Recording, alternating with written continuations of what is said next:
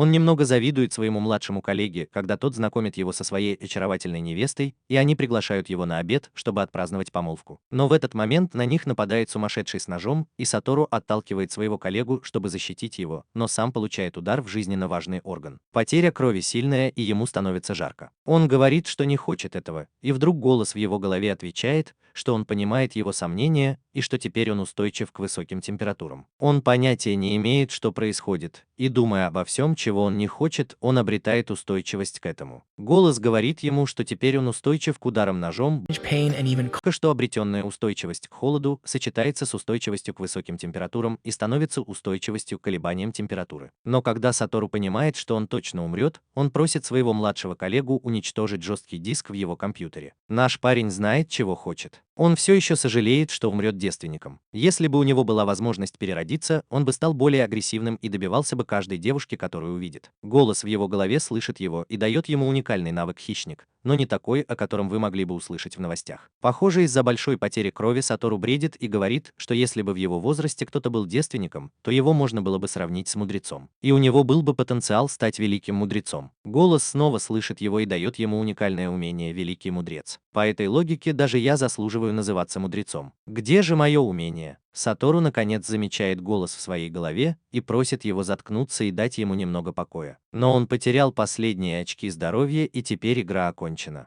Но для него начинается новая жизнь в мире, о котором он ничего не знает. В мире полном магии, монстров, мифических существ и всего, что он не мог себе представить. Но сейчас наш герой ничего не видит и не понимает, где он находится. Он не помнит, что произошло. Последнее, что он помнит, это голос в его голове. А потом он вспомнил, что уже умер. Но это не так уж и страшно для него. Он паниковал только один раз, когда в начальной школе обмочился в штаны. У меня был друг, который сделал то же самое в старшей школе, и после этого он больше не вернулся в школу. Он переродился в слизь и сейчас находится в пещере. Но ему нужно методом проб и ошибок понять, что с ним произошло, потому что у него почти нет чувств, кроме осязания. Самое главное, что растение растворяется и проникает в его тело, как только он к нему прикоснется, и что его тело теперь бесформенное, эластичное и упругое. Как только он понимает, что стал слизняком, он очень расстраивается, но довольно быстро привыкает. Его новое тело очень удобно, ему не нужно есть или спать, но он постоянно ест растения, которые находит вокруг себя, просто потому что больше нечем заняться. Он не испражняется и не понимает, куда девается вся еда. Он получает ответ от голоса в своей голове. Этот голос – результат его второго уникального навыка «Великий мудрец», который по сути похож на его Алексу. Мы будем называть его так. Он узнает о навыке «Хищник», с помощью которого он может есть все, что угодно, анализировать и поглощать навыки, а также имитировать внешний вид. Он проверяет это на растениях, которые только что съел, и узнает, что они называются трава гиппокут, которая растет только в местах, богатых магическими частицами, и используется в качестве ингредиента в лечебных зельях. Наш герой просит великого мудреца или Алексу объяснить ему, что такое магические частицы, как будто ему 5 лет. И она говорит ему, что это магические частицы, из которых состоит все живое. Он приходит к выводу, что может хранить в своем теле лечебные зелья, и Алекса подтверждает это. Поэтому он решает съесть все растения в пещере и сохранить их, чтобы использовать позже. Затем он находит светящийся камень, который называется магическая руда, и тоже съедает его. Во время своей трапезы он теряет равновесие и падает в озеро, но, к счастью, оно не глубокое, иначе он бы утонул. Это умная идея, ведь вода помогает ему двигаться, и благодаря этому он приобретает навык. Он теряет контроль и врезается в невидимый барьер. Он чувствует удар, но боли нет, и Алекса сообщает ему, что у него есть способность к обезболиванию, но он все равно получит урон от удара. Но тут кто-то низким голосом зовет его и спрашивает, слышит ли он его. Слизняк каким-то образом слышит его, но не может ответить, потому что у него нет рта. Незнакомец просит его что-нибудь сказать, но он не может и мысленно оскорбляет его, а потом понимает, что незнакомец слышит его мысли. Этот опасный на вид незнакомец в ярости и громко рычит, сотрясая всю пещеру. Но его гнев сменяется весельем, когда он понимает, что маленький слизняк не видит его. Незнакомец говорит нашему герою, что он вернет ему зрение, но для этого есть два условия. Первое, он не должен бояться его, когда увидит. Второе, он будет часто приходить поговорить с ним. Ему это нужно, потому что он был заперт здесь 300 лет и ужасно скучал в одиночестве. Ну, слизняк соглашается на сделку, и незнакомец рассказывает ему о магическом восприятии, навыке, который он может использовать, чтобы чувствовать магию в воздухе. Он пробует и легко чувствует магию, получая дар зрения. Алекса говорит ему, что он получил получил дополнительный навык «Магическое чутье» и объясняет, что дополнительные навыки намного мощнее и эффективнее обычных. Теперь наш герой может видеть прекрасный мир вокруг себя, и он идет к озеру, чтобы посмотреть на себя и убедиться, что он действительно слизь. Он возвращается к незнакомцу и, кажется, собирается нарушить первые условия их сделки. Он в ужасе, когда видит перед собой величественного дракона, который представляется как Вельдера, один из 4 истинных драконов этого мира. Вельдере любопытно, как слизь может обладать самосознанием и способностью мыслить. Неужели это уникальное существо с необычными способностями? Наш герой рассказывает дракону свою историю о том, как он переродился в слизь. Вёль говорит, что в этом мире редко кто перерождается, потому что человеческие души недостаточно сильны, чтобы выдержать стресс перемещения. Но это не значит, что люди из других вселенных не приходили сюда. Они приходили сюда вместе со своими телами и получали особые способности, когда попадали сюда. Наш герой рад узнать, что он может найти здесь соотечественников, и думает, что должен пойти и найти их. Но Вёль расстраивается, и слизь решает остаться с ним еще ненадолго. Затем дракон взволнованно рассказывает свою историю. 300 лет назад он случайно жег город, и герой-человек, наделенный божественной силой, пришел и победил его. Несмотря на то, что Вёль сначала недооценила героя, она была достаточно сильна, чтобы победить его, даже когда он был серьезен. А затем использовала мощное связывающее заклинание под названием «Бесконечное заточение», чтобы захватить его здесь. Герой был призван, и это отличало его от других пришельцев из других миров. Ему потребовалось 30 могущественных магов, чтобы провести ритуал, который длился много дней, и призвать воина из другого мира, обладающего огромной силой. И на души призванных было наложено проклятие, чтобы они не могли пойти против своего призывателя. Наш герой считает это довольно жестоким и узнает, что в этом мире действует принцип выживания сильнейших. Но потом он думает о том, как ему было одиноко и скучно, потому что у него не было девушки 37 лет, а Вёл была одинока 300 лет. Его скука и одиночество были невыносимы. И тогда наш добрый герой говорит, что они должны стать друзьями, и оказывается, что Вёл живет в солнечном олене. Он сначала рычит, говоря, что какая-то слизь пытается с ним подружиться, но потом краснеет и говорит, что если он так настаивает, то можно попробовать. К счастью, наш герой понял его характер и говорит Вёл, что он настаивает на том, чтобы они стали друзьями. Они пожимают друг другу руки и становятся друзьями, хотя им неловко говорить об этом в их возрасте. Теперь, когда они друзья, нашему герою еще больше жаль, что дракон заточен и Вёл тронут. Он говорит, что у него осталось магии всего на 100 лет, прежде чем его сила иссякнет и он умрет, и будет благодарен, если слизь поможет ему найти выход. У нашего героя нет четкого плана, поэтому он действует по ситуации и пытается разрушить тюрьму с помощью хищника, но у него ничего не выходит. Алекса начинает искать возможности и приходит к выводу, что если бы тюрьму можно было изучить изнутри и снаружи, у них был бы шанс ее разрушить. Ювел не может изучить ее изнутри, потому что его способности запечатаны, но он может передать данные слизню. Но это займет много времени, а у нашего героя есть план, как найти других иномирцев. Поэтому он предлагает Велу залезть к нему в живот. Их отношения уже достигли новых высот. Он хочет использовать свои способности хищника, чтобы изучить тюрьму снаружи, а Велдара попытается разрушить ее изнутри. И поскольку он будет в его животе, он не исчезнет, даже если тюрьму не удастся разрушить. Вел очень доверчив, и ему кажется, что такой способ разрушить тюрьму вместе с другом веселее, чем просто ждать. Но прежде чем они приступят к этому, он хочет дать своему другу-слизню имя, которое даст ему божественную защиту. И он хочет получить имя в ответ, чтобы доказать, что они равны. Белл хочет крутое имя, и поскольку он дракон бури, наш герой называет его Темпест, что, по его мнению, отличное имя, и он с радостью его принимает. А потом он называет слизня Римуру. Теперь они друзья и равны, Римуру Темпест и Велдара Темпест. Как только наш герой получает новое имя, он меняется, хотя внешне ничего не происходит. Но он чувствует, что что-то изменилось в его душе. Теперь, когда у него есть имя, он начинает планировать, как освободить Вела из бесконечного заточения. Он поглощает всю тюрьму и дает Алексе задание проанализировать ее. Исчезновение монстра класса катастрофа Велда потрясает весь мир. Он был заточен в великом лесу Джура, где находится несколько стран, и Римуру еще не знает о хаосе, который там начался из-за внезапного исчезновения его друга. Теперь Римуру бродит по пещере, пытаясь найти выход, поедая все, что попадается ему на пути, и складывая это в свой живот. Он немного играет с водой и учится плавать и использовать ее как клинок. Теперь 3 связанных с водой навыка объединились в один дополнительный навык управления водой. Таким образом, он получает еще больше навыков. Как сказал один мудрец, нужно пробовать и узнавать. Через несколько дней он встречает первое живое существо в этой пещере, кроме Вела. Это монстр, которого называют черным змеем, и хотя Римуру сначала испугался, одного удара водного клинка хватило, чтобы убить змею. После этого он съедает и анализирует ее, чтобы получить ее навыки и способность подражать змее. Хотя поедание монстра было отвратительным, Римуру решил поохотиться на других, чтобы получить полезные навыки. Он сражается с бронированной ящерицей, злобной сороконожкой и черным пауком,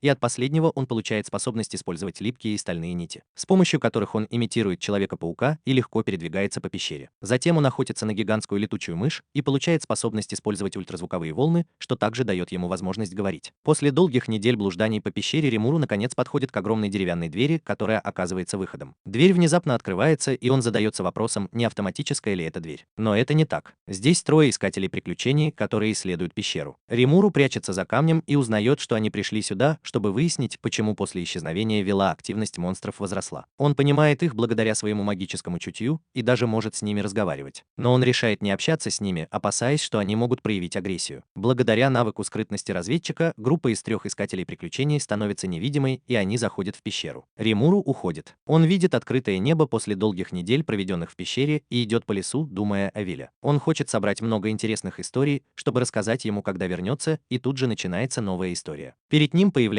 группа гоблинов. Они вооружены и готовы сражаться, но больше всего они напуганы. Они называют Римуру сильным, и когда он это понимает, он приветствует их, не осознавая, что его голос слишком громкий, пока все гоблины не падают на колени. Они говорят, что знают его силу, и умоляют его говорить тише. Римуру спрашивает, зачем они пришли сюда, и их лидер отвечает, что они почувствовали присутствие могущественного монстра. И Римуру не понимает, о ком они говорят, пока они не объясняют. Но теперь, когда они увидели его силу, они просят его об одолжении. Они приводят его в ветхую хижину в деревне гоблинов, и там его встречают слабый и немощный старейшина деревни и его сын. Они почитали Вела как своего бога, потому что он защищал их от монстров и других опасностей. Но месяц назад он внезапно исчез, и теперь на них стали нападать монстры. Они не могли дать отпор, и они хотят, чтобы Римуру им помог. Они уверены, что он не просто слизь. В это невозможно поверить, увидев его ауру. Римуру впервые слышит об ауре, поэтому он смотрит на себя, используя свое магическое чутье. От него исходит очень пугающая аура, от которой он даже вспотел. Теперь он понимает, почему гоблины так испугались, но он ведет себя так, будто знал об этом с самого начала и ждал, когда они его найдут. Он втягивает свою ауру обратно и говорит старости деревни, что у него есть потенциал, но это просто пустые слова. Староста рассказывает ему о волках, которые напали на их деревню, и о группе отважных гоблинов, которые сражались с ними. Их возглавлял гоблин по имени старший сын старосты, который отдал свою жизнь, чтобы сообщить важную информацию о волках. Римуру узнает, что сражаться могут только 60 гоблинов, а волков около 100. Ему жаль гоблинов, но он не может просто так пообещать им помощь, потому что ему тоже нужно думать о своем положении. Он спрашивает старосту деревни, что он может предложить в качестве компенсации за спасение деревни. У гоблинов ничего нет, поэтому староста кланяется и говорит, что они могут предложить только свою верность Римуру. Римуру тронут и не может отказать людям, которые так на него надеются. Он говорит гоблинам, что им не нужно паниковать, он будет сражаться вместе с ними и защищать их вместо своего друга Вельдеры. Гоблины очень благодарны и склоняют головы, выражая свою преданность. Римуру собирает всех гоблинов, которые могут сражаться, но там не так много перспективных кандидатов. Он пытается поднять их боевой дух и сплотить их, и это ему удается, он выглядит очень круто. Затем он идет в сарай, где лечат раненых бойцов. Как только он подходит к сараю, Римуру говорит, что пришло время гоблинам. Он съедает раненых гоблинов, бросает в них зелья, которые он выпил из трав, и выплевывает их, полностью исцелив. Таким образом он исцеляет всех раненых гоблинов, и они снова поражаются его способностям. Теперь у Римуру больше союзников, и он решает построить забор и укрепить оборону деревни. Ночью волки нападают на деревню, но встречают гоблинов на страже и импровизированный забор. Перед ними стоит Римуру, и он говорит им, что если они хотят жить дальше, то должны отступить. Но вожак волков недооценивает его, думая, что он всего лишь обычный слизняк. Он приказывает своей стае напасть на деревню, но они сами ранятся, когда натыкаются на стальные нити, которыми Римуру обвязал забор. Гоблины стреляют в раненых волков, добивая их. Вожак замечает это и бросается на Римуру, чтобы покончить с ним, но сам попадает в липкую нить. Затем Римуру использует свой навык водяное лезвие и убивает вожака. Он предлагает остальным волкам сдаться или умереть, надеясь, что они выберут первый вариант и убегут, поджав хвосты. Он пожирает тело вожака, получает навыки, характерные для волков, а затем сам превращается в волка. Он использует навык угрозы и громко воет, давая волкам шанс убежать, но вместо этого они склоняются перед Ремуру и сдаются ему. Война выиграна, но теперь волки тоже стали подчиненными Ремуру, быстро забыв о своих разногласиях с гоблинами. Волков столько же, сколько и гоблинов, и Ремуру решает разделить их. Он хочет взять на себя административные обязанности, но ему трудно обращаться к гоблинам, потому что у них нет имен. Хотя вождь говорит, что они могут общаться друг с другом даже без имен, Ремуру говорит им, что он даст им всем имена для удобства. Гоблины шокированы и очень взволнованы, как будто они только что выиграли в лотерею. Они выстраиваются перед Ремуру, а вождь идет впереди. Ремуру узнал, что сына вождя, погибшего в битве, звали Ригор, и он дал это имя второму сыну вождя. Он также назвал вождя Ригором, и оба, и отец, и сын, были очень благодарны ему за это. Остальным гоблинам он дал простые имена, добавив к слову гоблин любой звук, который приходил ему в голову, и назвал их Гопта, Гапчи и так далее. Гоблины были очень счастливы, а Ремуру чувствовал себя виноватым, что не приложил достаточно усилий, чтобы придумать им имена. Но тут вождь Ригард спросил его, не трудно ли было придумать имена всем гоблинам сразу. Но незнание — это благо, и наш герой решил, что в этом нет ничего страшного. С гоблинами было покончено, и настала очередь волков. Первым в очереди стоял сын босса,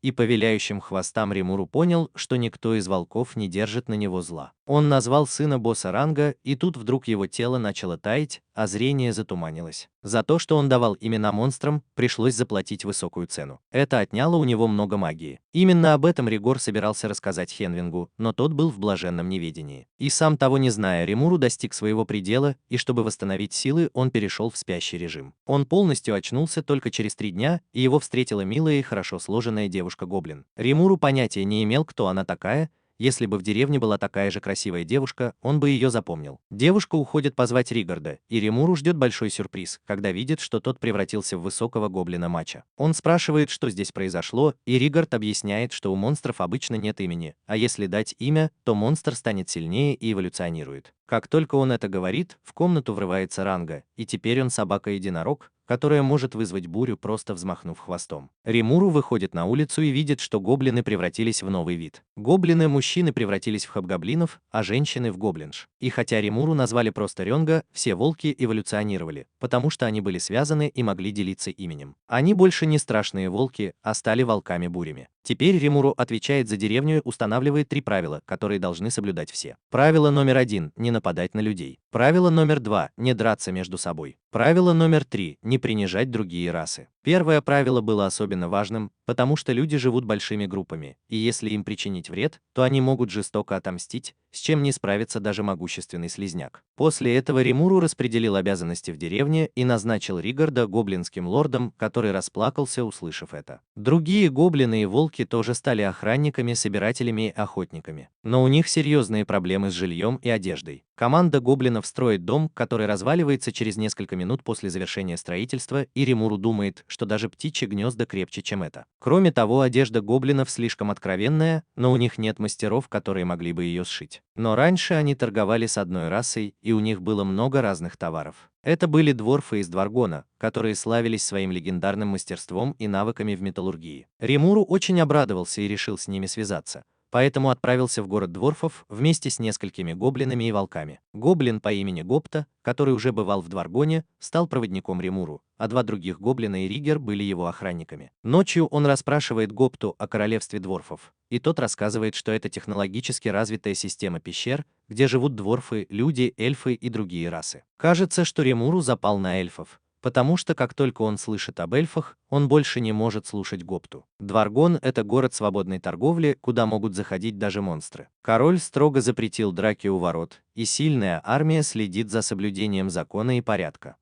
Путешествие на волке заняло всего 3 дня, и когда они добрались до ворот Дваргона, Ремуру думал только о прекрасных эльфах, а не о дворфских ремесленниках. Что же, мужчины есть мужчины. Он решает пойти в город только с Гобдой и присоединяется к длинному каравану. 2 головореза человека ищут неприятностей и собираются напасть на гоблина и слизь, которых они считают слабыми. Ремуру говорит им, что он добрый человек или слизь, и готов отпустить их с миром. Но головорезы сильно его недооценивают и называют жалким монстром. Это не оставляет Ремуру выбора, кроме как использовать свой навык мимикрии и превратиться в звездного волка-урагана, такого же, как Рангаба. Бандиты и их сообщники нападают на него, но прочная шкура волка не поддается их жалким атакам. Теперь очередь Ремуру, и он рычит, используя навык угроза.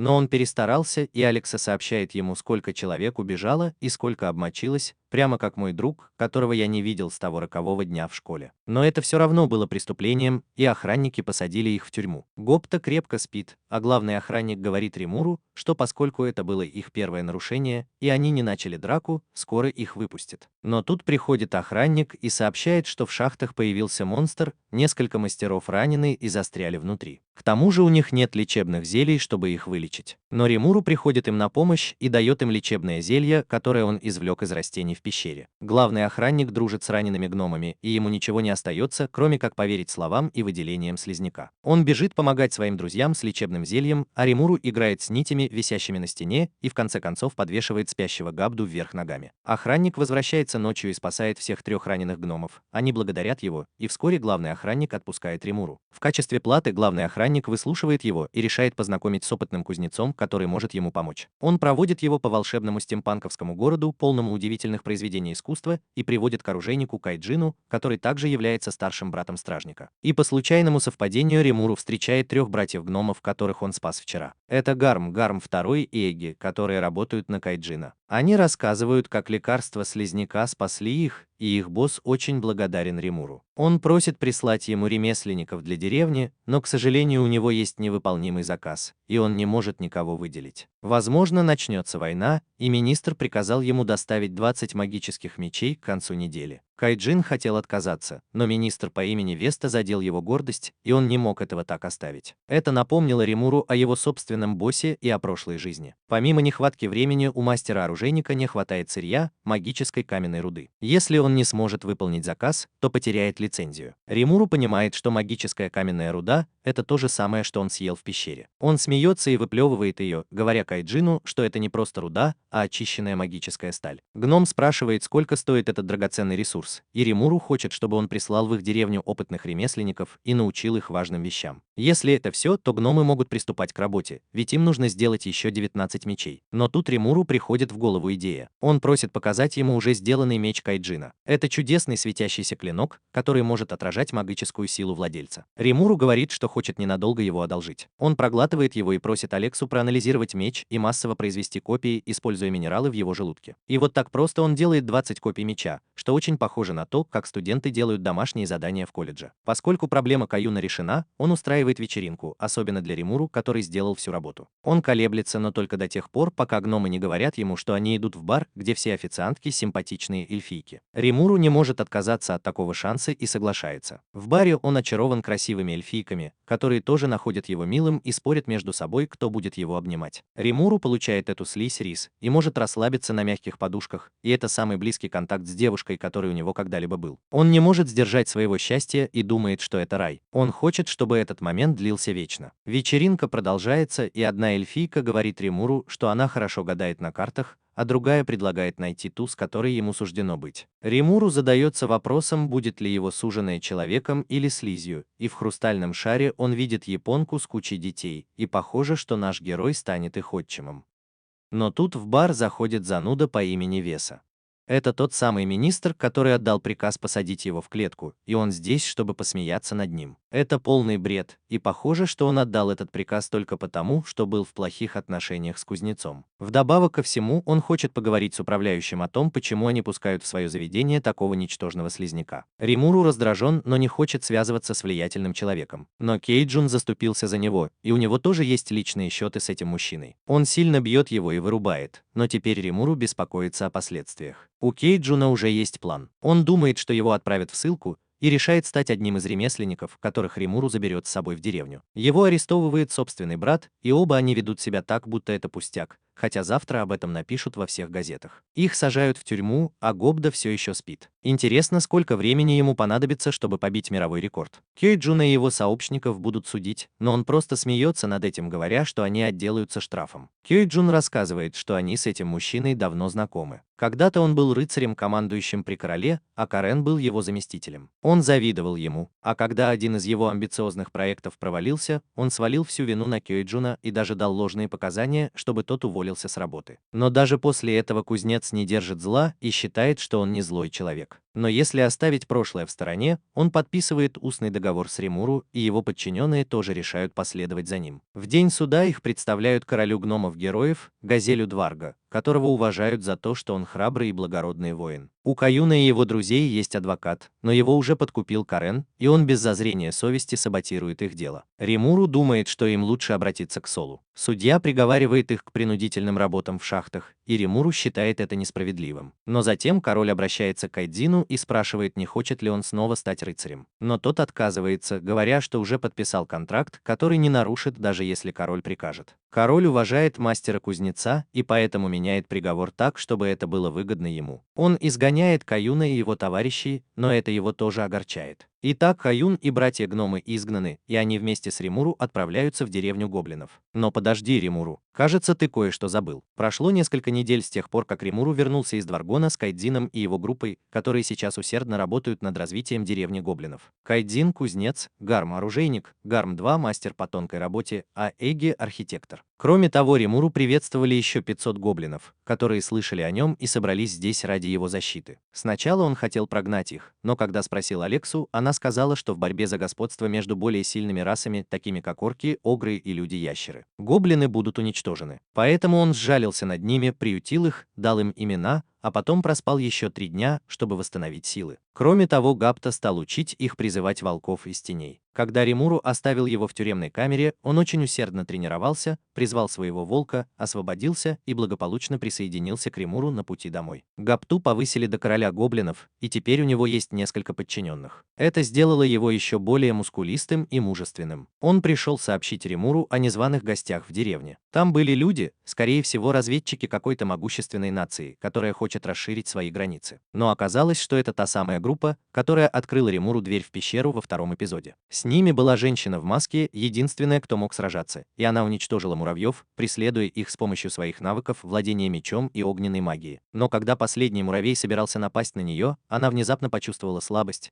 и Римуру пришел ей на помощь и поджарил муравья своим новым приемом – черной молнией. Маска женщины слетела, и Римуру увидел, что это та самая, которую он видел в хрустальном шаре. Это его возлюбленная Шизу, опытная воительница, которая все делает по-своему. Хотя поначалу авантюристы были удивлены говорящим слизнем, они отправились в его деревню, где их радушно принял Ригард. Но когда он представляет слизь как повелителя гоблинов, шокируя этим приключенцев, Римуру пользуется моментом и шутит, что понимает только Шизу, потому что это отсылка к реальному миру. Они благодарят его и представляются. Джо – парень с заурядной внешностью, воин и лидер группы. Блондинка Аарон – волшебница. А третий выглядит очень ленивым, так что назовем его ленивец. Джо рассказывает Римуру о соседнем королевстве Блумен, которое беспокоится из-за исчезновения Вельдеры, поэтому их глава гильдии отправил их сюда, чтобы исследовать великий лес Джура. Он много болтает, но Римуру благодарен за эту информацию, а еще он узнает, что ни у гильдии, ни у королевства не возникнет проблем, если они будут развивать свою территорию. Приятно принимать гостей, поэтому Римуру предлагает им остаться на ночь. Вечером он находит Шизу одну и думает, что это отличный шанс пригласить ее на свидание. Они начинают разговаривать, и он узнает, что она действительно из Японии и попала сюда во время Второй мировой войны, когда они с матерью убегали от бомбежек. Римуру говорит, что это печально. «Алекса, поставь Деспасито». Нет, это не так. Он говорит Алексе, что хочет сделать что-нибудь, чтобы ее развеселить. Он использует мысленную связь и показывает ей, как Япония изменилась со времен Второй мировой войны. Она очень рада, но потом у нее случается еще один приступ, и она надевает маску обратно. Прежде чем Римуру успевает что-то спросить, приходит Каджун, чтобы позвать его на важную встречу, и всю дорогу дразнит его. На следующее утро Римуру находит Шизу на том же месте, что и вчера, и спрашивает, нравится ли ей их деревня, и говорит, что она может оставаться здесь сколько угодно. Но ей действительно нужно отправиться в путешествие, чтобы найти человека, который ее призвал, и задать ему несколько вопросов. Кроме того, она может доставить жителям деревни много проблем, с которыми они не знают, как справиться. Римуру и остальные ждут, чтобы попрощаться с ней, но девушки собираются гораздо дольше, чем парни. Есть вещи, которые не меняются, в каком бы мире ты ни оказался. Но потом Шизу начинает вести себя странно, и ее приступы становятся сильнее. Она стонет от боли, а потом ее маска трескается, выпуская наружу что-то мощное. Столб огня создает клубы дыма, которые закрывают все небо, и Шизу начинает парить, словно ее кто-то захватил. А потом она взрывается, и ее окружает сильное пламя. Только теперь искатели приключений понимают, что ее настоящее имя Шизу Идзава, героиня, известная как Покорительница Пламени. Она прославилась 50 лет назад и должна была уйти на покой. Так что наш герой влюбился в ее бабушку. Но шутки в сторону, похоже, она больше не может контролировать свое пламя,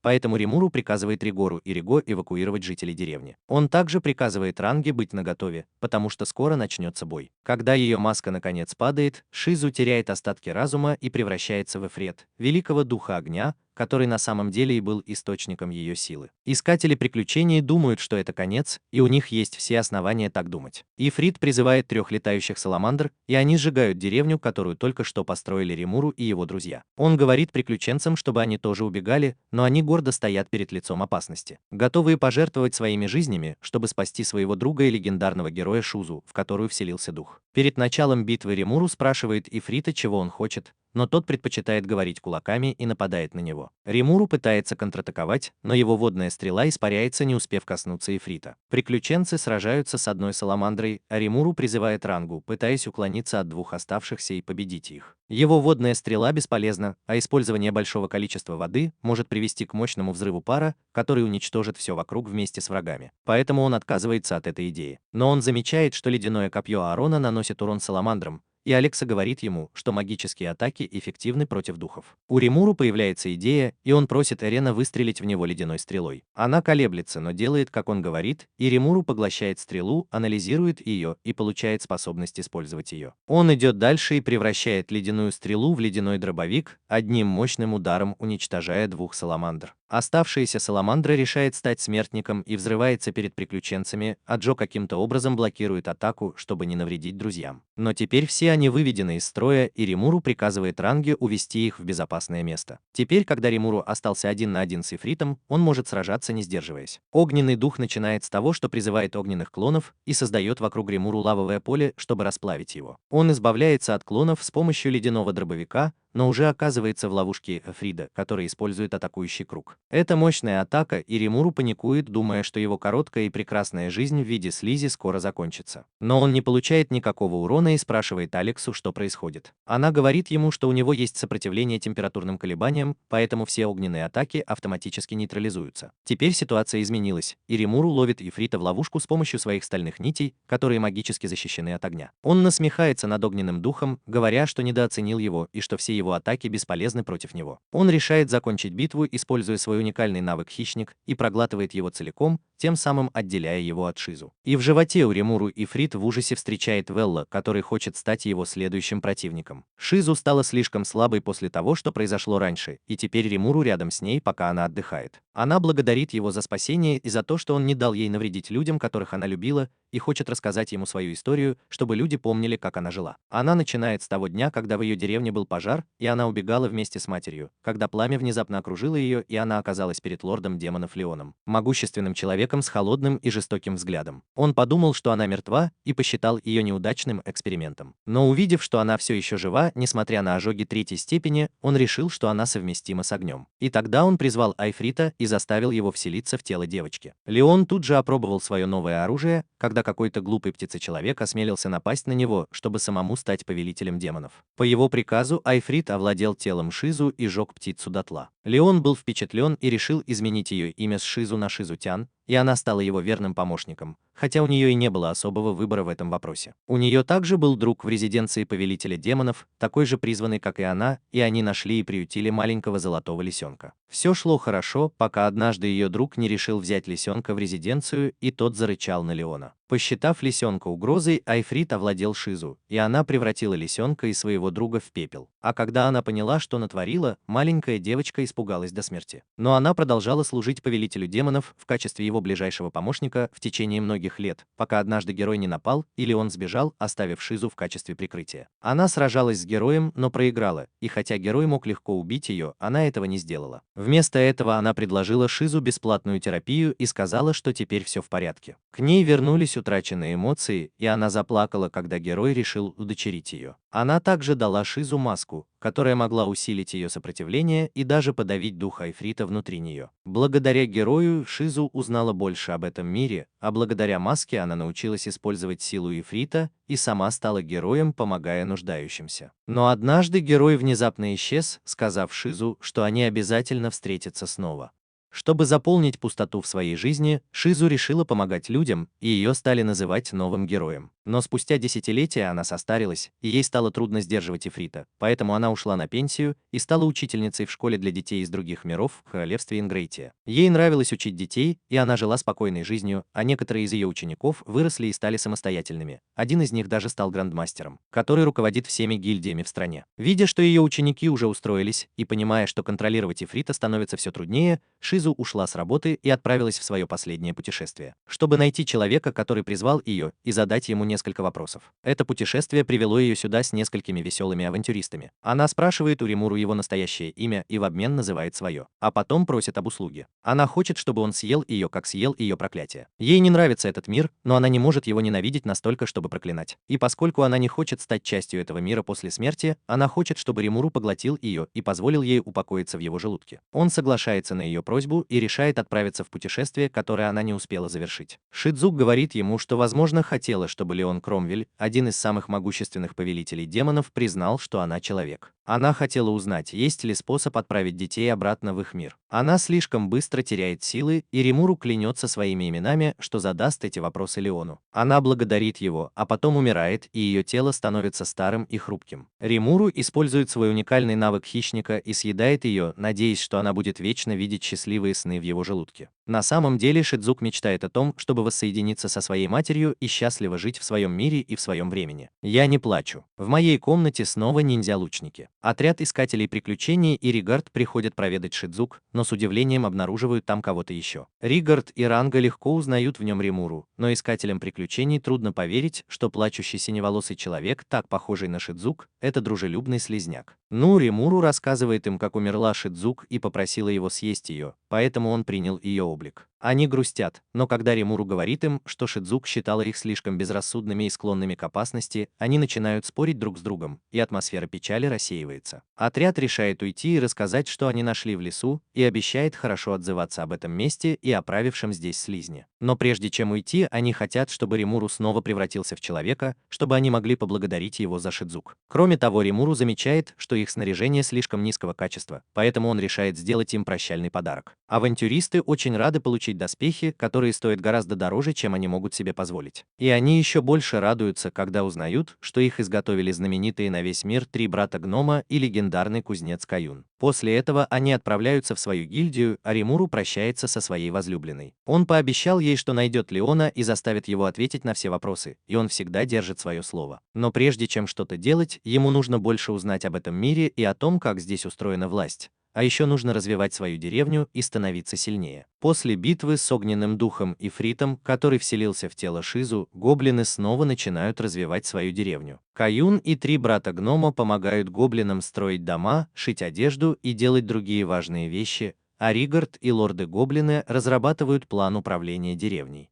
А Римуру просто наслаждается своими привилегиями, пока его подчиненные работают без его указаний. Но есть кое-что, что он должен сделать, и он убеждается, что рядом никого нет, кто мог бы это увидеть. Он снимает маску, которую носила Шизу, и обещает сохранить ее. А потом, озорно усмехнувшись, он готовится превратиться в свое человеческое тело с помощью навыка мимикрии. Он превращается в голубоволосого двойника Шизу, проверяет, насколько хорошо он контролирует тело и все ли его чувства работают. Хотя он и благодарен за то, что у него есть человеческое тело, ему кажется, что слизь сейчас ему больше по душе. Затем он задает вопрос Алексе, может ли он использовать навык клонирования после поглощения Ифрита. Алекса отвечает, что он может использовать все навыки огненного духа. И Римуру тут же создает своего клона, чтобы убедиться, что он выглядит точно так же, как Шизу, и совсем не похож на себя. Он симпатичный, но не может определиться, мальчик он или девочка, и теперь думает, что можно было бы взглянуть на свое тело, это никому не навредит. Но вместо того, чтобы увидеть что-то хорошее, Римуру с удивлением обнаруживает, что у него нет пола. Этого следовало ожидать, ведь у него не было пола, когда он был слизью. Но он понимает, в чем дело, и, одеваясь, спрашивает Алексу, что это был за черный дым, когда он создавал своего клона. Она отвечает, что черный дым появляется, когда используешь магию для создания чего-то большего, чем ты сам, и это наводит Римуру на мысль, что он тоже может создать взрослую версию себя. Так он и делает, и обнаруживает, что когда вырастет, будет выглядеть как красивый мужчина. И поскольку он может свободно управлять своим телом, он пытается сделать его мужественным и женственным, но останавливается прежде чем что-то увидеть. Несмотря на то, что он девственник уже 37 лет, он все еще достаточно контролирует себя, чтобы не смотреть на взрослую версию себя, которая выглядела бы точно так же, как Шизу. шизу. Но это и есть гендерная текучесть. И если какой-нибудь проснувшийся чувак начнет читать тебе нотации о гендерной текучести, спроси его, может ли он так делать. После этого Римуру приходит к нему с докладом, и пока они разговаривают, Римуру понимает, что теперь, когда он человек, у него есть чувство вкуса, и он может есть вкусную еду. Он ничего не пробовал с момента своего перерождения, и осматривая деревню, он думает только о меню, пока встречает Ригора, Гопту и остальных охотников. Он говорит им, что нужно поймать что-нибудь вкусное, потому что он собирается с ними поужинать. Гопта с удивлением смотрит на грудь Римуру и спрашивает, не станут ли они больше, если он будет много есть. Я не могу его винить за такие мысли, но он получает удар с разворота, от которого отлетает. Ригор обещает наказать Гопту, но тот говорит, что добычи было много,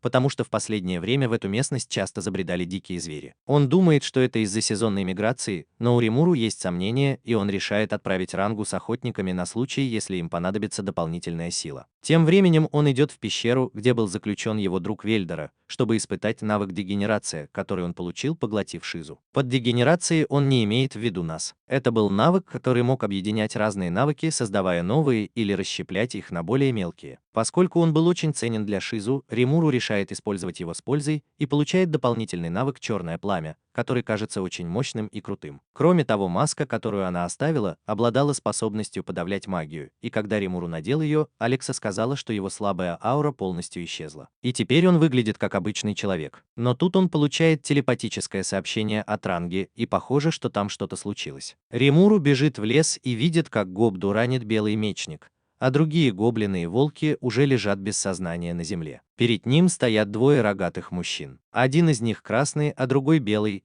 и Римуру ничего о них не знает, поэтому мы пока будем называть их по цвету. Он подходит к двум нападавшим и видит, что Ранга сражается с двумя другими такими же. Но когда он собирается напасть, его останавливает стена синего огня, которую создает еще одна девушка такого же вида, которую мы можем назвать розовой. Ригер тоже сражается с женщиной, и Римуру зовет его, когда они объединяются с Рангой. Они извиняются, что не смогли справиться с группой, но их противники были сильны, и один из них даже использовал магию. 6 рогатых людей объединились, и Ригер говорит, что это были огры, один из самых могущественных видов, живущих в лесу. Они не похожи на огров, которых Римуру видел в фильмах и играх. Они выглядят более утонченными и даже носят японские мечи. Он пытается договориться с ними, считая, что нет необходимости сражаться. Огры были сильнее гоблинов, но ни Гопта, ни Ригер не были смертельно ранены, а остальных просто усыпили с помощью магии. Но пока он размышлял, как все это объяснить, огры начали ругаться, называть его демоном и требовать, чтобы он показал свое истинное лицо. Их принц и предводитель Красный был особенно агрессивен и сказал, что ни один нормальный человек не смог бы поработить столько монстров, а его истинную сущность выдала маска. Римуру хотел все объяснить, но Красный не собирался его слушать, потому что был уверен, что Римуру причастен к недавнему нападению на их деревню. Теперь, когда у него не было другого выхода, кроме как сражаться, Римуру приказал Ранге взять в плен волшебницу Пинк, не убивая ее, а сам разберется с остальными. Ранга беспокоился, что ему придется сражаться одному против 5, но Римуру был уверен, что справится. Красный недооценивал его, считая глупцом, который слишком самоуверен. Он атаковал Красного изо всех сил, но его меч не попал в цель, потому что Римуру уже переместился, чтобы сразиться с Громилой с молотом. Когда Громила собирался напасть на него, Римуру использовал парализующее дыхание, чтобы усыпить его. Затем женщина, чьего имени он не знал, напала на него сзади, но он увернулся от ее атаки и обернулся, чтобы посмотреть на нее, но отвлекся на ее пышные формы. Но даже тогда он использовал стальные нити, чтобы связать ее, прежде чем парень-убийца напал на него. Он разбил его меч своим навыком защиты тела, а затем одним ударом отправил его в полет. Остались не только красный и белый, и старик перечисляет все навыки, которыми только что воспользовался Римуру, а также рассказывает, откуда он их получил, и предупреждает Красного, что у Римуру могут быть и другие навыки. Римуру думает, что старик — серьезная проблема, но теперь, когда они увидели его силу, он хочет поговорить с ними и говорит, что им нужно прекратить сражаться. Но Красный теперь еще больше уверен, что Римуру был другом орков, которые победили его народ, и он уверен, что Римуру был одним из демонов, замешанных в этом заговоре. Римуру пытается прояснить ситуацию с Красным, но тут старик внезапно нападает и ранит его, и он успевает увернуться, и вместо головы у него отрублена только рука. Старик обманул его магическое чутье и пробил его защиту, чтобы отрубить ему руку, но он все еще недоволен результатом. Теперь Красный думает, что у них есть шанс на победу, и говорит несколько приятных слов, которые сводятся к тому, что гордыня предшествует падению. Но Римуру просто берет свою отрубленную руку, поглощает ее с одной стороны, а затем мгновенно мгновенно восстанавливает то, что потерял. И спрашивает огров, все ли еще они думают, что могут победить. Красные используют на нем свою особую огрскую атаку, но Римуру устойчив к огню и выходит из пламени невредимым. Он хвалит огров, говоря, что недооценил их и теперь покажет, на что способен. Он снимает маску и выпускает свою ужасающую ауру, а затем демонстрирует свой недавно приобретенный навык «Черное пламя». Он выпускает черное пламя, похожее на торнадо, и все в розовом замке потрясены, потому что пламя появилось из его собственной силы. И его размер говорит о том, насколько силен этот человек. Оно черное. Конечно, оно должно быть огромным. Но Римуру этим не ограничивается и показывает им еще одно свое умение – черную молнию, которая может расколоть огромный камень. Он спрашивает огров, испугались ли они или все еще хотят сражаться, и видит, что красный нервничает. Белый предлагает ему взять принцессу и убежать, пока он останется и разберется с этим. Но красный лидер, и он не подчиняется приказам. Он признает, что ему не сравнится с Римуру, но как лидер огров он должен отомстить за своих павших товарищей. И поэтому он будет сражаться до смерти, даже если у него нет шансов на победу. План Римуру по запугиванию огров провалился, но прежде чем красный успел сделать какую-нибудь глупость. Его сестра розовая встала перед ним и сказала, что они, возможно, ошибаются. Она объяснила, что это не тот демон, который разрушил их деревню. Он был достаточно силен, чтобы уничтожить их всех в одиночку, и ему не нужно было полагаться на орков, чтобы сделать грязную работу. Красный слушает сестру и, наконец, спрашивает, кто такой Римуру, и тот отвечает, что он просто слизь. Он принимает свой истинный облик, садится на рангу и показывает, что его маска не такая, как у нападавших. Огры, наконец, поняли свою ошибку и извинились перед Римуру.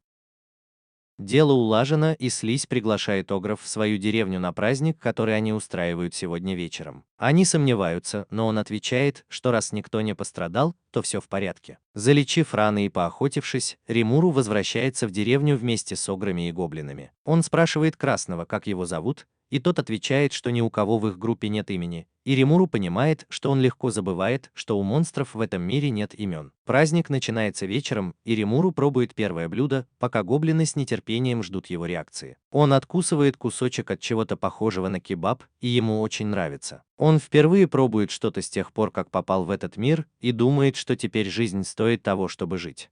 Все веселятся, а Ригор и Каджун сидят с двумя главными ограми и слушают их грустную историю. На них напали орки, что по законам этого мира было невозможно. Орки были похожи на свиней и намного слабее огров, и им было не под силу воевать с кем-то сильнее их.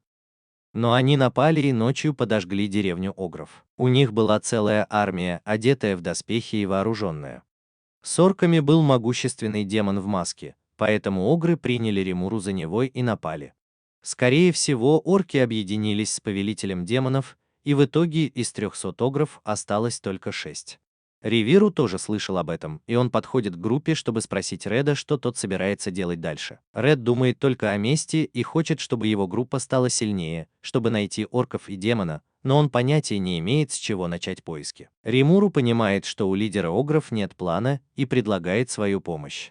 Он спрашивает, не хотят ли они стать его подчиненными. Он обещает обеспечить их едой, одеждой и жильем, но Ред спрашивает, не подвергнет ли это опасности деревню гоблинов. Римуру отвечает, что это еще одна причина, по которой он хочет, чтобы они присоединились к нему. Если тысячи орков нападут на деревни, то рано или поздно они доберутся и до их деревни. Поэтому увеличение численности и боевой мощи – это ключ к выживанию деревни, и Римуру планирует сражаться вместе с ограми, если возникнет опасность. Ред говорит, что ему нужно время, чтобы подумать, и уходит в лес, чтобы найти правильный ответ, потому что от его выбора зависит судьба клана. На следующее утро он приходит к Римуру и говорит, что огры – воинственный народ, который не против работать на кого-то сильнее. И при условии, что они смогут свободно выбирать свой путь после победы над лидером орков, Ред решает принять предложение Римуру и стать его подчиненным. Римуру тоже думает, что Ред поставил себя в затруднительное положение, приняв такое решение, и хочет убедиться, что не пожалеет об этом. Поэтому он позвал всех одержимых в свою комнату, чтобы дать им имена, которые будут доказательством того, что они его подчиненные. Одержимые шокированы тем, что он собирается дать им имена,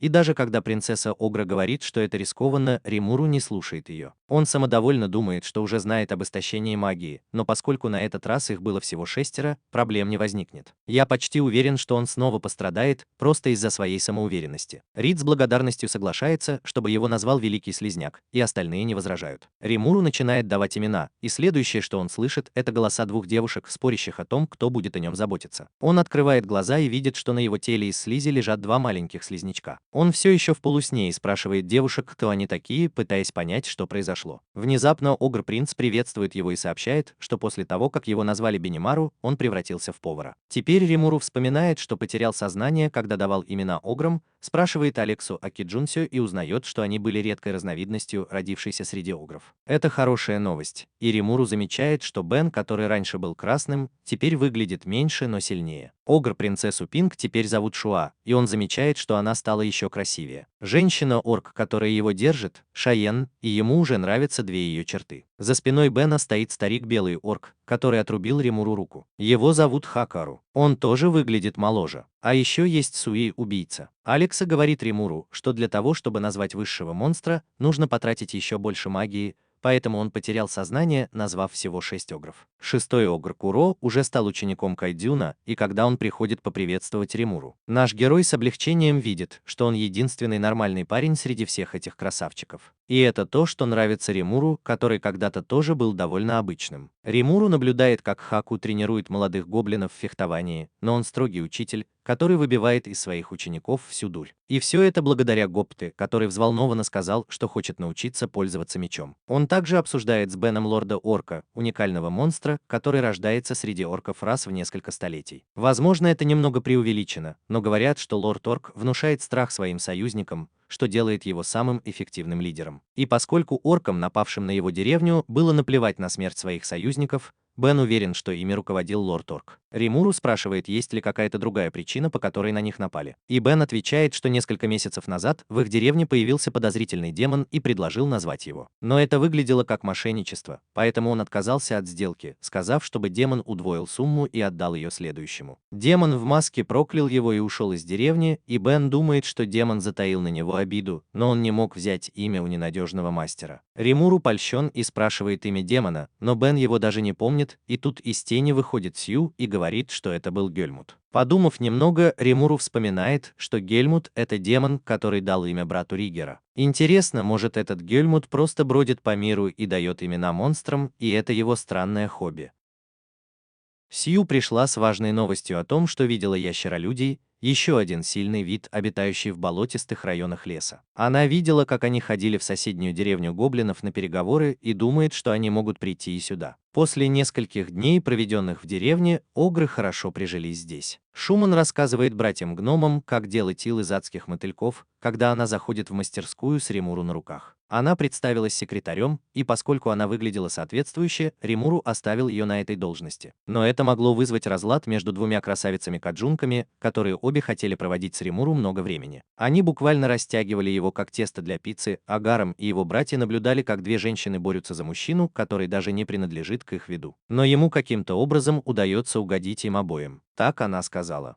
Шайен ведет Римуру в столовую, где уже сидят Бен и его друзья. И когда они слышат, что Шайен приготовила для него ужин, у них в памяти всплывают старые травмы, и Сью убегает, сказав, что ему нужно заняться уборкой в округе. Римуру принимает человеческий облик и, увидев, что Бен вспотел, думает, что, может быть, она не умеет готовить, хотя выглядит способной. И когда она приносит свое блюдо, которое выглядит так, будто его достали из канализации, он понимает, что был прав. «Подождите минутку, ребята. Меня сейчас стошнит от одного его вида». Шен настаивает, чтобы Римуру немедленно начал есть, а Бен даже не смотрит в его сторону, в то время как Хаку полностью исчез, так что его даже не видно. И когда Римуру берет ложку, думая, что по крайней мере не умрет от этого, он представляет себе ужасное подобие повара, который улыбается ему. Его вспотевший друг просит Алексу о помощи, и она говорит ему закрыть глаза и ткнуть ложкой вправо, если он не хочет умереть. Римуру делает, как ему сказали, и тычет ложкой вправо, но обнаруживает, что попал в рот Гопте, который случайно оказался рядом с ним. Блюдо такое же ужасное, как и выглядит, и Гопта давится, корчится от боли, синеет и теряет сознание. «Покойся с миром, маленький гоблин». И теперь Римуру говорит Шайен, что в следующий раз, когда она будет готовить, она должна дать Бену попробовать и одобрить блюдо. И он надеется, что главный повар справится хорошо, чтобы больше никто не пострадал, как Гопта. Я бы хотел посмотреть, как Гордон Рамзи пробует ее стряпню и высказывает свое мнение. Он собирается зайти к Кайджину и его ученику Каджуну, но они слишком увлечены разговором о работе, и у него нет времени присоединиться к ним. Но тут появляется Ривер и спасает Римуру, рассказывая о посланнике ящеролюдей, который пришел к нему, и по дороге к ним присоединился присоединяются эволюционировавшие огры. Когда Римуру добирается до деревни ящеролюдей, они начинают военные учения и объявляют о прибытии их лидера. Молодого, гордого, яркого и довольно наивного ящера-человека по имени Габиру. Он произносит впечатляющее вступление и говорит, что гоблины теперь будут работать под его началом.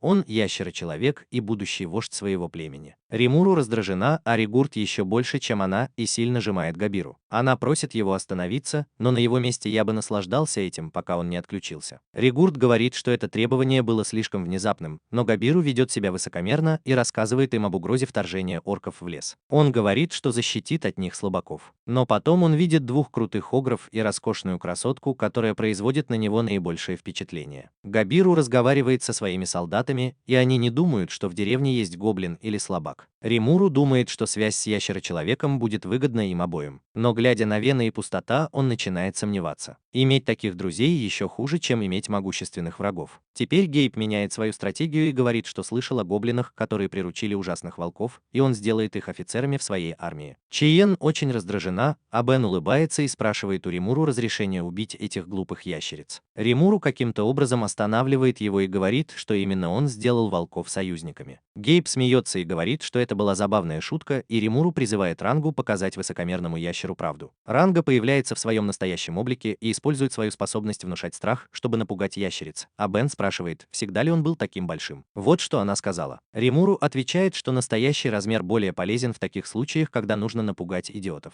Но похоже, у Гейба все-таки есть яйца. Он даже не вздрагивает, увидев Рангу, и довольно вежливо хвалит его красивые глаза и мягкую шерсть. Он говорит волку, что это был великолепный зверь, но жаль, что его обманул слизь и сделал его рабом. И он говорит, что победит хитрого злого слизняка и освободит волка, чтобы тот стал его союзником. Его люди начинают подбадривать его, и он наслаждается своими 15 секундами славы, пока Ранга приходит в ярость от того, что какой-то незнакомый ящер оскорбил его хозяина. Он уже собирается съесть мясо ящерицы, когда к ним подбегает Гопта. Я думал, что он мертв. И Римуру с остальными тоже так думали. А Гопта просто небрежно говорит им, что, конечно же, он жив. Алекса анализирует его и говорит Римуру, что чтобы нейтрализовать действие яда, которым Чейн приправил еду, гоблин должен получить навык сопротивления яду. Слизень впечатлен, потому что даже у него нет такого навыка. Гопта польщен, но у него нет времени хвастаться, потому что Ранга поднимает его и ставит перед Гейбом, говоря, что если он победит, то рассмотрит его предложение. Римуру впечатлен и думает, что волк поступил правильно. Если бы он сам сражался, бедный ящер бы умер мгновенно. Гейб слишком самоуверен и насмехается над Римуру, который говорит Гопте выложиться на полную. Если он победит, то получит оружие по индивидуальному заказу, а если проиграет, то ему придется есть приготовленное Шаном. Хотя наказание более мотивирует, чем награда, Гопта превращается в супергероя, чтобы избежать его. Воины готовятся к бою, и Гейб говорит, что ящеры потомки драконов и никогда не проиграют простым хобгоблинам. Но пока он говорит, Гопта не теряет времени даром и бросает в него копье. Гейб едва уворачивается и контратакует, но гоблина нигде нет.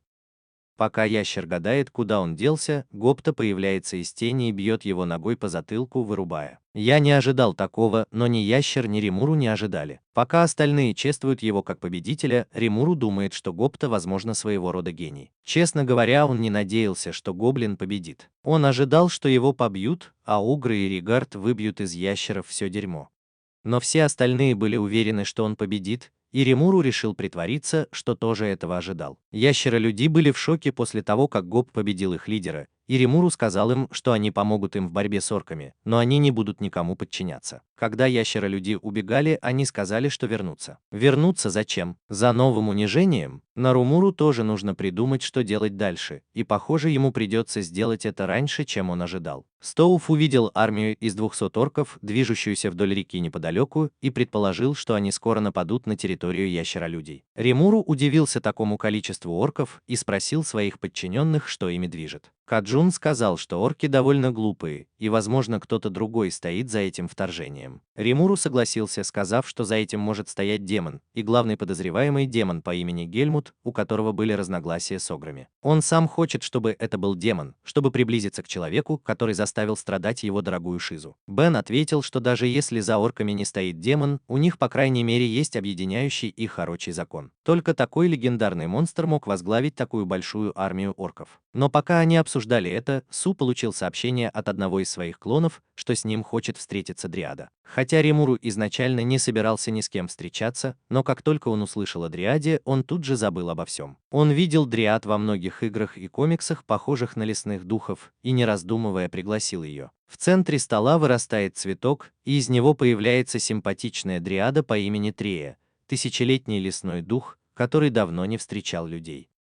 Она очень вежлива и приветлива и здоровается с Римуру и его подчиненными, извиняясь за внезапный визит. Она пришла с просьбой. Она хочет, чтобы Римуру победил повелителя орков. Она грациозно спускается со стола, и Римуру немного колеблется, прежде чем принять ее просьбу. Но тут вмешивается Бен и говорит Дриаде, что она просит слишком многого от совершенно незнакомого человека. Он спрашивает, зачем она здесь, говоря, что есть другие расы, которые намного сильнее гоблинов. Трея отвечает, что знает об этом и пошла бы в деревню огров, если бы они были живы. Но даже тогда она не могла игнорировать существование Римуру, который сейчас, вероятно, самый сильный в лесу. Она говорит, что если на поселение Дриад нападет повелитель орков, у них не будет возможности защититься, поэтому она пришла просить помощи у кого-то сильного. Римуру отвечает, что у них есть только теория о том, что повелитель орков родился, но дриады знают все, что происходит в лесу. И Трея может подтвердить, что повелитель орков существует. Римуру говорит ей, что примет решение после того, как все хорошенько обдумает и соберет больше информации, и Трей не возражает. Возможно, она не такая замкнутая, как я думал, потому что ей комфортно за столом переговоров, а Ригу и Каджуну неловко сидеть рядом с ней. Римуру продолжает совещание и спрашивает, знает ли кто-нибудь, чего хотят орки, и у Шоны есть идея. Она просит Сью рассказать, что он обнаружил, когда исследовал их деревню, и он отвечает, что не нашел там ни одного трупа. Ни одного мертвого орка или обера не было найдено, и именно так орки кормили свою огромную армию. Римуру не понимает, что они имели в виду, и Трей говорит, что это был уникальный навык их лорда – голод. Эффект этого навыка распространялся на всех орков под его началом, и они, как саранча, пожирали все, что находили. Они не щадили даже своих павших товарищей. Более того, они набирались сил и способностей от всего, что съедали, и чем больше они ели, тем сильнее становились. Голод был похож на уникальный навык Римуру, но у него был побочный эффект. Орки всегда были голодны и не могли насытиться. Они бездумно шли вперед, пожирая все на своем пути и разрушая целые экосистемы. Римуру понимает, что орки охотились не за властью, а за силой, и объявляет, что его деревня в опасности. У них были хобгоблины, каджуны, волки-бури, и все они были пищей, перед которой не могли устоять голодные до силы орки. Бен замечает, что самый сильный слизень в мире был бы для орков более аппетитным, чем что-либо другое. Трее есть что рассказать. Она говорит, что был некий демон, который работал на повелителя демонов и помогал оркам. И это был тот, кто интересовал Римуру и его друзей. Он считает, что Трея была гораздо умнее и тактичнее, и она попросила его победить повелителя орков вместо нее. Римуру не уверен и спрашивает Алексу, что она думает о Дриаде. Алекса говорит, что дриады были хранителями леса и, как известно, выносили божественные приговоры злодеям, так что Трею можно доверять. Пока он думает о сражении с 200 орками, Чейни внезапно обнимает его и говорит, что, конечно же, он будет сражаться, и ни один повелитель орков не сравнится с их хозяином. Римуру немного раздражен, но он тоже думал об этом. Он заявляет, что они будут сражаться с орками, и все его подчиненные готовы присоединиться к нему. Но после такого уверенного заявления он начинает нервничать, думая о том, что будет, если они проиграют. Он предлагает заключить союз с ящеролюдьми, но их представитель выглядит как идиот, на которого нельзя положиться. Он хочет поговорить с кем-то более ответственным и просит разрешения у Сью поговорить с вождем ящеролюдей от его имени. Видя, что этот красивый мужчина так уверен в себе, Римуру на мгновение задумывается, какой пол ему нравится. Но потом он успокаивает свои эмоции и приказывает Сью продолжать свой план. Сражение должно было состояться на болотах,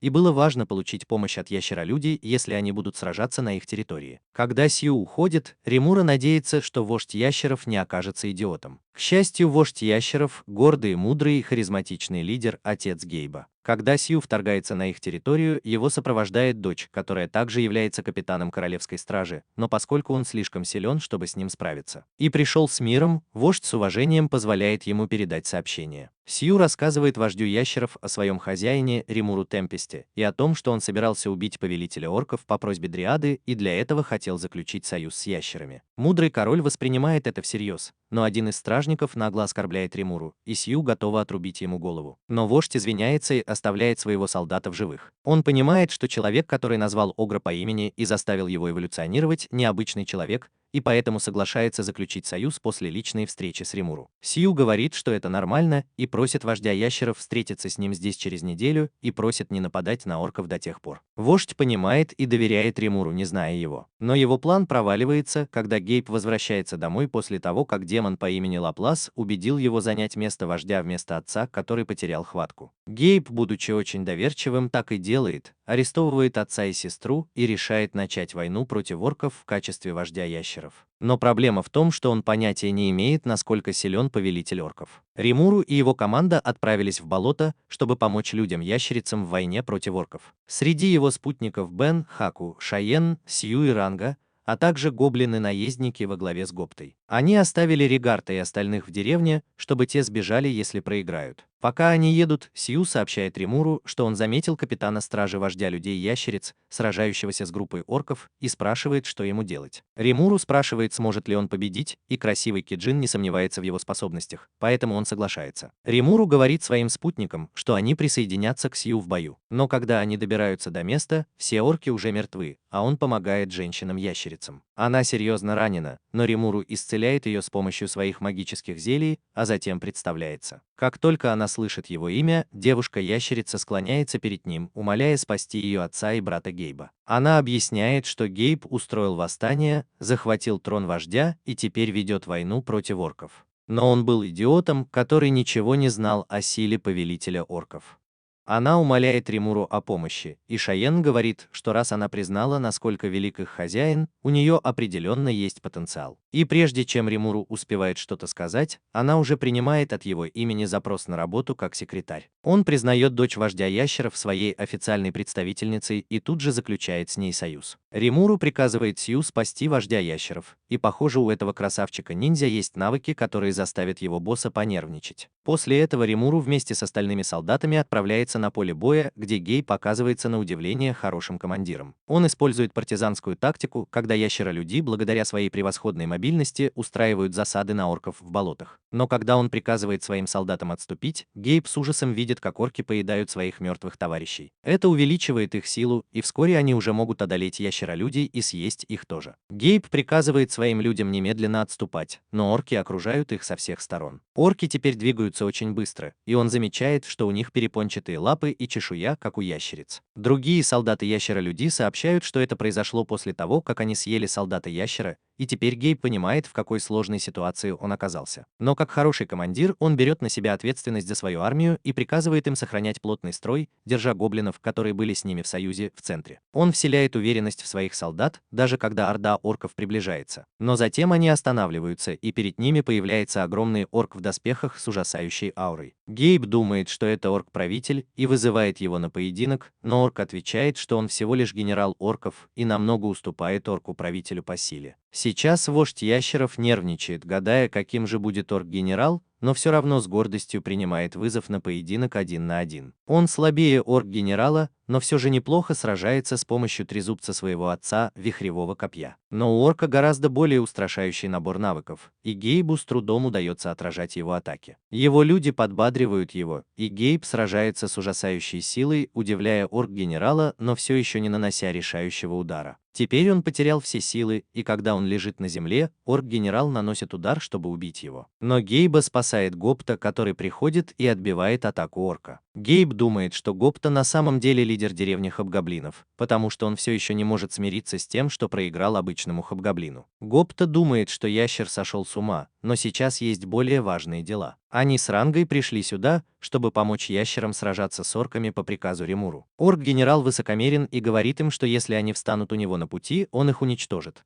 Но не успевает он закончить фразу. Как на поле боя раздаются взрывы черного пламени, уничтожающие тысячи орков. Это сделал Бен, мстя свиньям за разрушение их деревни. А Римуру просто наблюдает, как его подчиненные сеют хаос с неба и удивляются силе, которой они обладают благодаря ему. Орк-генерал думает, что кто бы ни пришел на помощь ящерам, они все равно не сравнятся с орками. И уверенный в себе, он совершает ошибку, оскорбив Римуру перед Ранго, который решает показать оркам свою истинную силу. Он выпускает мощную атаку, называемую смертельной бурей, и показывает, почему он был волком бурей. Черные торнадо подхватывают орков и швыряют их на землю, а военачальник орков превращается в пыль от одного удара черной молнии. Затем Ранга превращается в звездного волка Бурю и получает дополнительный рог. Он насмехается над орками, говоря, что это сила его хозяина, над которым они посмели насмехаться, но перед ним только пыль и пепел. В других местах на поле боя Бен использует гигантские атаки, как будто у него бесконечная магия, а Хаку прорубает себе путь сквозь орды орков. Словно подстригает газон воскресным утром. Одним взмахом меча Шайн создает на поле боя небольшой каньон и весело машет Римуру, надеясь, что ему понравится. Римуру думает, что наличие кухни рядом с ним было большим преимуществом, и задается вопросом, что делает Сью. Он также выполнил свою миссию, спас вождя ящеров и убил всех орков на своем пути, и то, как он это делает, заставляет всех ящеров открывать рты от удивления. Он даже угрожает человеку, который стоит за орками и наблюдает за ним через хрустальный шар, что после того, как его свиноподобные слуги закончат, он будет следующим. Теперь, когда большинство орков убито, появляется последний босс, и Римуру узнает его издалека. Повелитель орков такой же огромный, как и генералы, и его любимая фраза «Я голоден». Если ты голоден, возьми шоколадку, приятель. И когда Римуру надевает свою магическую маску, подавляющую способности, он клянется быстро расправиться с орком-лордом. Но когда он готовится спрыгнуть вниз, он слышит, что в него летит снаряд и уворачивается. Это был не снаряд. Это был демон Гельмут, который носит дешевую маску чумного доктора и похож на рассерженного учителя начальной школы, чьи ученики его не слушают. Он набрасывается на Римуру, спрашивая его и его подчиненных, как они посмели нарушить его планы и помешать появлению нового лорда демонов, которым он мог бы управлять. Он все время бродил по лесу, давая имена разным монстрам и закладывая в них семена становления лордом демонов, чтобы создать идеальную пешку. Каджуны в ярости, что именно из-за этого Гельмут подошел к ним, а потом разрушил их деревню. Но прежде чем они успевают ему ответить, Гейб восклицает, увидев парня, который дал ему имя. Он ничего не знает и думает, что Гельмут пришел им помочь. Но когда демон называет его идиотом и говорит, чтобы он уже был съеден орком-лордом, Гейб теряет дар речи. Джентльмен приказывает орку-лорду перестать тратить время и сожрать всех,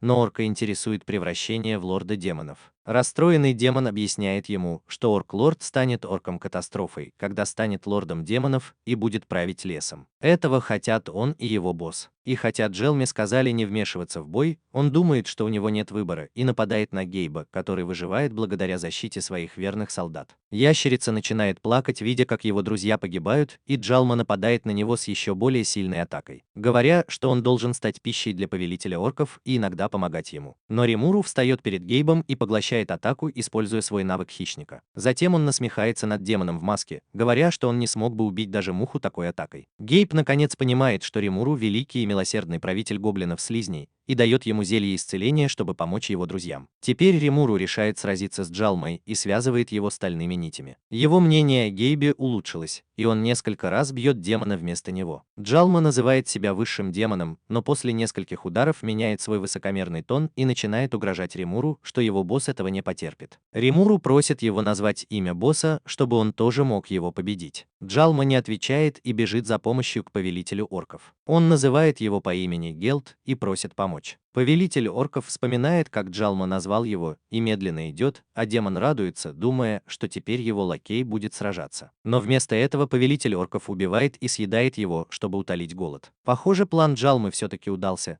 потому что после того, как он его съел, Гелт превращается в повелителя демонов, как он и хотел. Он победил, но какой ценой? Гелт стал повелителем демонов-орков, и теперь Римуру не может просто сидеть и смотреть. Он должен убить орка, пока тот не устроил настоящую катастрофу в лесу. Но прежде чем он успевает вступить в бой, киджины нападают на орков, чтобы свести с ними счеты. Шаен нападает первой, и она лишь отвлекает внимание орка-катастрофу, чтобы Хаку смог отрубить ему голову. Но даже этого недостаточно, чтобы его убить, потому что он прикрепляет свою голову к телу какой-то слизью, похожей на жидкость. И его исцеляющая сила может посрамить Дэдпула и Росомаху. Киты еще не сдались, и Сью и Гелт оказываются в ловушке из нитей, а Бен использует свою адскую магию, чтобы победить его. И чтобы закончить дело, Ранга использует свою атаку черной молнии, и у него заканчивается магия. Но похоже, что даже после всех этих мощных ударов Гелт получил лишь незначительные повреждения. Римуру и его подчиненные шокированы этим, и видят, как один из генералов Гелда предлагает ему свое тело, и он поглощает его, чтобы получить больше силы и исцелиться от ожогов. Он все еще не насытился и использует атаку, полученную после поглощения Гельмуда, чтобы убить всех, кто попадется ему на глаза, но Римуру снова поглощает ее. Затем он говорит всем, что теперь они могут уйти. И даже после того, как он сказал, что будет полагаться на кого-то другого в битве, он приказывает Алексе победить Гелда, и она берет управление на себя, активируя режим автобоя. Так что Великий Мудрец — это не только Алекса, но и Джарвис, как у Железного Человека, и похоже, она более способна сражаться, чем Римуру. Потому что она уклоняется от атак орка-катастрофы и наносит ему рану черным пламенем, так что он даже не может регенерировать. Он тоже это замечает и отрывает себе руку, чтобы регенерировать из плеча. Теперь Гелд переходит в наступление и атакует Римуру со всех сторон, но благодаря Алексе он легко отражает его атаки, а затем позволяет ему схватить себя. Это было сделано для того, чтобы активировать навык Огненный круг, который он получил от Эфрет. Это наносит Гелду некоторый урон, но он быстро обретает иммунитет к огненным атакам, и Римуру говорит Алексе, что теперь он сам будет сражаться. И утешает ее, чтобы она не обижалась на него, как расстроенная девушка. Затем он говорит Гелду, что ему повезло бы, если бы он сгорел дотла,